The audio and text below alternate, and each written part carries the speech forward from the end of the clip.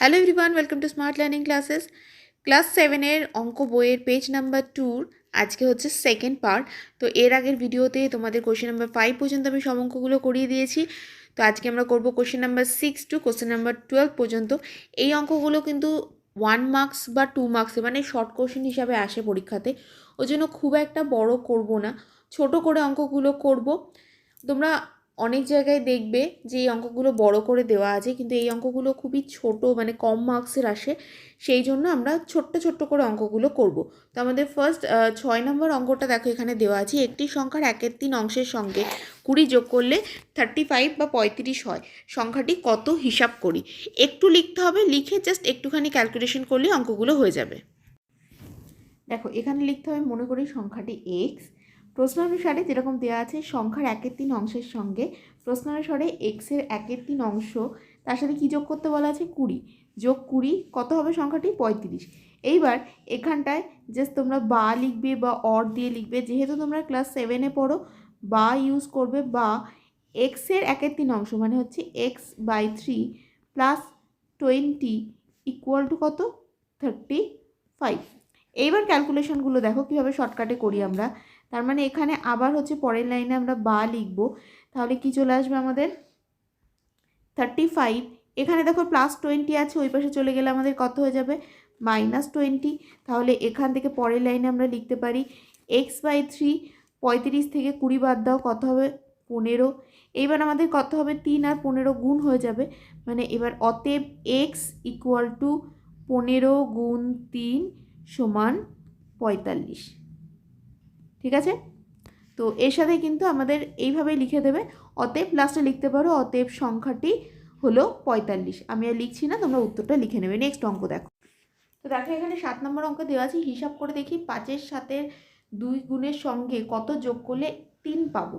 তা মনে করি x যোগ করতে হবে, তাহলে এবার দেখো আমাদের কী হবে 5-এর সাথে 2 গুণের সাথে, তাহলে এবার আমরা 5-এর সাথে 2 গুণ মানে হচ্ছে 5-এর 7 এর 2 গুণ মানে 2 গুণ করা হলো, তার সাথে কি করতে হবে যোগ করতে হবে x। এবার দেখো এখানে গুণ চিহ্ন, এখানে x লিখলে কি হবে তোমাদের বারবার হচ্ছে ভুল হয়ে যেতে পারে, মানে x আর গুণ চিহ্ন কোনটা ভুল হতে পারে, সেই জন্য এখানটাতে সব থেকে ভালো কি p লেখো বা a লেখো, এইভাবে লেখো তাহলে সুবিধা হবে। তাহলে মনে করি p যোগ করতে হবে, আমি এইভাবে লিখলাম p যোগ করতে হবে, তাহলে বা a যোগ করতে হবে, তাহলেই কিন্তু হয়ে যাবে।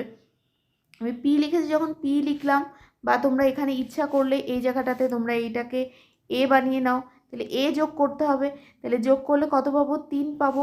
এবার দেখো 5 আর 2 গুণ করলে কত হয় 5 দুগুণে 10, নিচে কত 7, যোগ কত আসবে যোগ a ইকুয়াল টু 3। এবার এপাশে সব বাদ দিতে দিতে যাবে, পরের লাইন দেখে। তো দেখো এই যে 10/7টাকে ওই পাশে নিয়ে গেলাম, বিয়োগ হয়ে গেল। এবার দেখো 7 আর 3 গুণ করলে 3 7 21, 21 বিয়োগ 10, তার মানে কত চলে আসবে আমাদের 11, নিচে কত 7। তাহলে অতএব সংখ্যাটি কত কত যোগ করতে হবে, অতএব 11/7 যোগ করতে হবে, বা এখানে যেহেতু সংখ্যা নেই 11/7 যোগ করতে হবে, এটাই আমরা লিখব। নেক্সট অঙ্কে চলে আসি।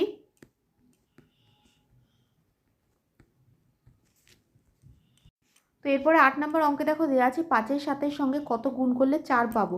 তো মনে করি a গুণ করতে হবে, অতএব লিখতে পারো বা প্রশ্নানুসারে লিখতে পারো। কি করবে 5-এর 7 এর সাথে গুণ করলে, গুণ করছি কত a, এর আগের অঙ্কে বলেছি গুণ চিহ্ন আর x একসাথে করছি না যাতে গুলিয়ে না যায়, তো এইটা গুণ করে কত পাবো 4 পাবো। তাহলে এখান থেকে a যদি রাখি, দেখো 7টা কোথায় উঠে যাবে ওপরে, তার মানে জিনিসটা এরকম দাঁড়াবে a সমান সমান কত 4 গুণ 7 ওপরে যাবে, 5 নিচে আসবে, তার মানে কত 28/5। ঠিক আছে, তাহলে অতএব 28/5 গুণ করতে হবে। ঠিক আছে, তো এইটা আমাদের হয়ে গেল। নেক্সট অঙ্কে আসছি।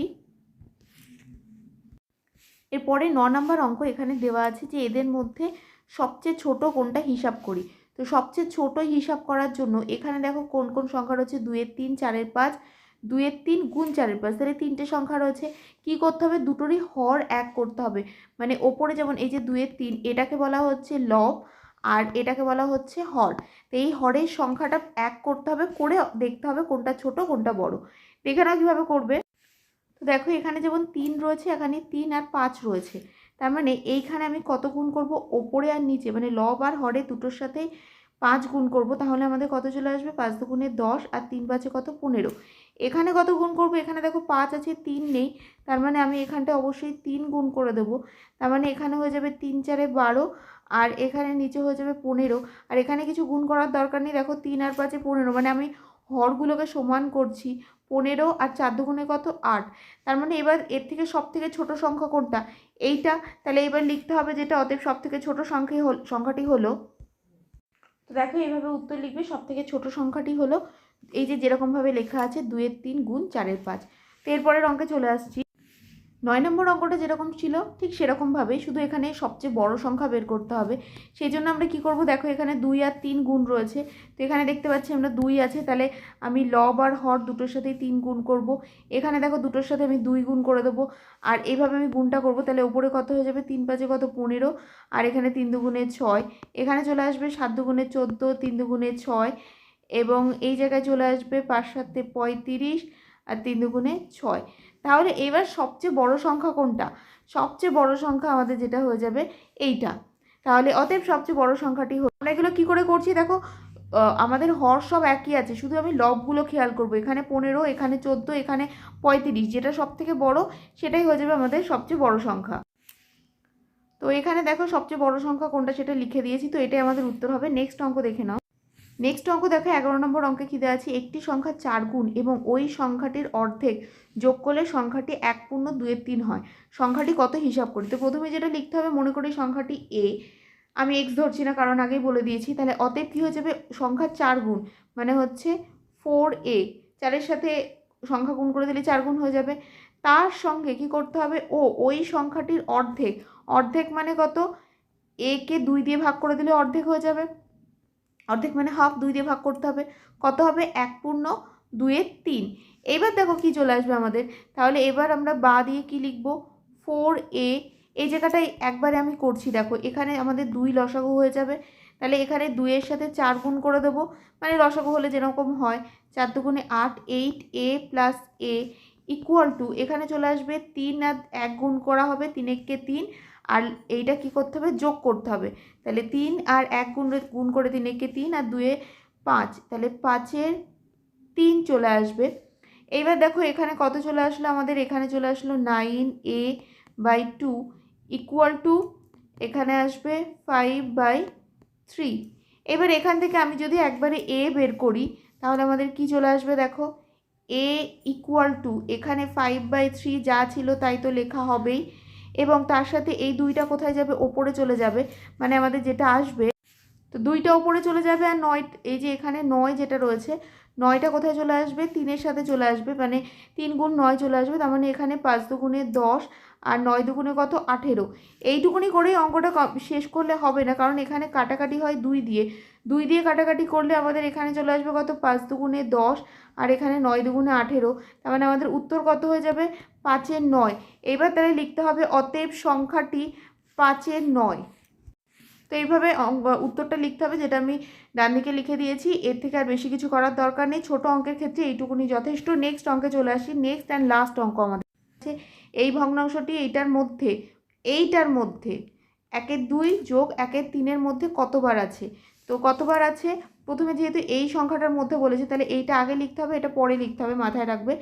তো এবার দেখো আমি কি করেছি, এখানে মাইনাস মানে প্রথমে যেটা রয়েছে এইটা, আর প্লাসটা আমি কি ছোট করে নিয়েছি, 3 দুগুণে 6, এখানটায় আমাদের 3 আর 2 বিয়োগ করলে আমাদের কত চলে আসছে, 1-এর 6, এটা 5-এর 6 চলে এসছে। তাহলে এবার আমরা যদি ছোট করে করি, তাহলে আমাদের দেখো কি হয়ে যাবে, এখানে 1-এর 2 যোগ 1-এর 3 করলে আমাদের কত চলে এসছে, 5-এর 6 ভাগ, এখানে চলে এসছে আমাদের 1-এর 6 সমান।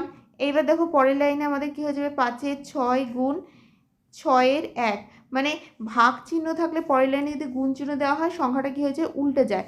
তাহলে এখানে 6 কেটে গেলে আমাদের অ্যান্সার কত হয়ে যাবে, 5 বার। তো এর সাথে কিন্তু আমাদের এই অঙ্কটা শেষ হয়ে গেল। তো আশা করছি বুঝতে পেরেছো। আমাদের এই পৃষ্ঠা কমপ্লিট, নেক্সট পৃষ্ঠার অঙ্ক খুব তাড়াতাড়ি আসবে।